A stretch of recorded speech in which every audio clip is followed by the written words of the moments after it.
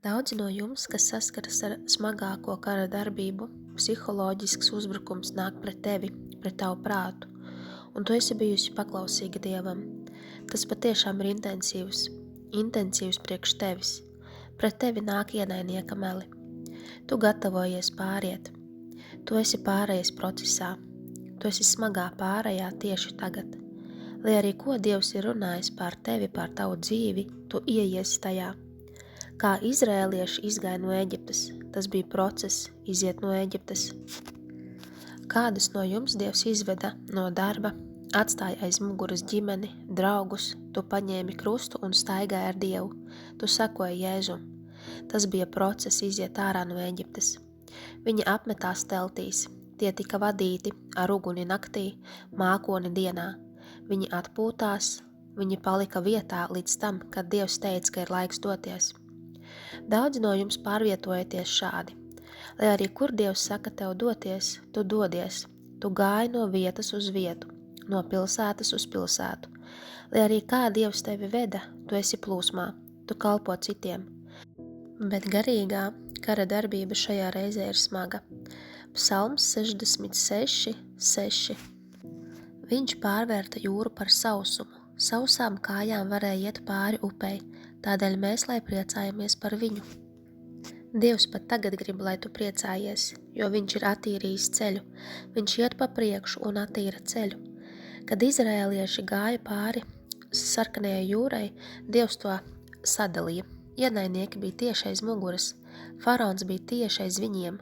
Tas stiprais gars, lepnuma gars, kas negribēja tevi atlaist, tā pagātne, kas negrib tevi atlaist, tie cilvēki, kas tevi apmeloja un teica, ka Dievs nav ar tevi, ka tu esi traka, tie darināja altāri ienaidniekam. Viņi nodeva savu mēli demoniskam altārim, tenkoja, nomelnoja, viņi apsmēja Dievu, apsmejot tavu dzīvi. Tu esi pārējais procesā, tu pārēji apsolījumos, ko Dievs ir runājis pār tavu dzīvi. Tu esi tieši uz sliekšņa, kur Dievs tevi pārsteigs. Jesejas 66, 6. Ja esi redzējis ciparu 666, tas ir tas, kas notiek. Daudzi no jums jau esat pārgājuši pāri un būs vēl viena pāreja. Dievs atmaksā saviem ienaidniekiem, taviem ienaidniekiem. Dievs atmaksā faraona, Heroda ienaidniekiem, kas nāk pret tevi. 737 nozīmē tieši tagad. Kad tu saņem vārdu un tas ir priekš tevis, tev nav jākaro.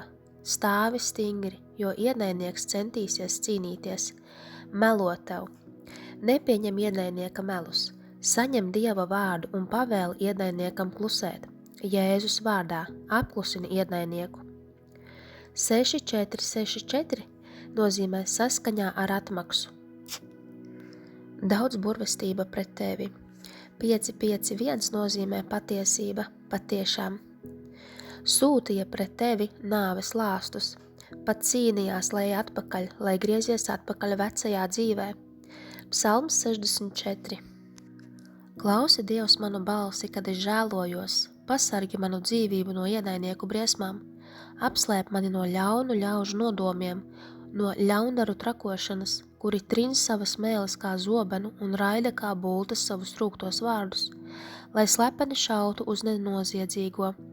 Viņi šauj piepeši un nebaidās. Viņi iedrošina sevi uz ļaunu, viņi norunā, ka slepeni izliks lamatas, un domā, kas to redzēs. Viņi izgudro visādas blēdības. Mēs esam gatavi, nodoms ir labi apsvērts, un cilvēka sirdi un prātu neviens nevar izdibināt. Bet Dievs ar savu bultu viņus ķers piepeši, tad viņiem gan sāpēs. Viņu pašu mēle būs par iemeslu viņu krišanai, lai krata galvas visi, kas to redzēs.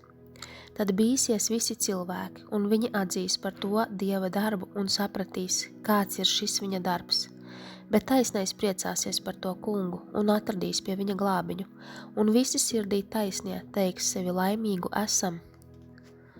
Tie darīja tev nepareizi. Dievs tevi sauc par bezvainīgu, ienaidnieki drosmīgi bez bailēm šāva uz tevi un sevi iedrošināja, ka Dievs tos neredz. Tie maldina sevi, tie plāno pret tevi, tiem ir tik daudz skaudība un greizsirdība pret tevi. Tie klausa velnam, Dievs tos redz. Dievs tos šaus ar bultu. Tas ieņem vietu. Tie tika brīdināti. Tie kritīs. Viņu pašu mēli ir pret viņiem. Tie bīsies Dieva soda. Kāds nožēlos. Priecājies tagad, slavē tagad. Šis vārds ir šī brīža vārds. Kad Dievs tevi pārvieto, tiklīdz tu ej, tiklīdz tu ieej apsolītajā zemē. Tu redzi 1, 1, 1, 11, 11, 5. Mūzus 11, 11. Bet tā zeme, ko jūs ejat iemantot, ir zeme ar kalniem un ielejām, kas tiek slacīta ar debes lietus ūdeni. Tu var būt gavēji vai ēdi viegli, jo kara darbība bija tik traka. Dievs jau darbojas tavā labā. 7, 7, 7, ja redzi ciparu, tas nozīmē pabeigts. Intensīva, garīga kara darbība, jo ieej tajā, ko Dievs ir runājis par tavu dzīvi. Tas, kā stāvi, atmaksāsies apsolītajā zemē. Varbūt Dievs šobrīd klusē un nedzirdi viņu. Dod Dievam slavu. Ienaidnieks ir dusmīgs. Tu nokārtoji testu. Tas bija grūti. Dievs neļaus tavai kājai slīdēt. Dievs ir ļoti apmierināts ar tevi. Turpini sekot Jēzum, neskatoties uz visu vajāšanu. Marka 10, 29 līdz 31.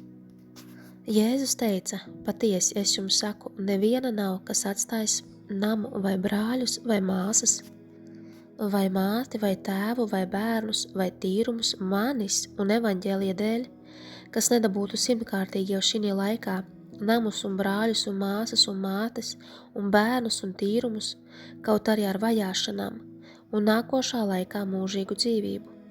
Bet daudzi, kas pirmie, būs pēdējie, un pēdējie būs pirmie. Tas ir tas, kur tu ieeji, jo tu atstāji visu aiz muguras. Dievs tevi svētīs, tagad šajā laikā 100-kārtīgi.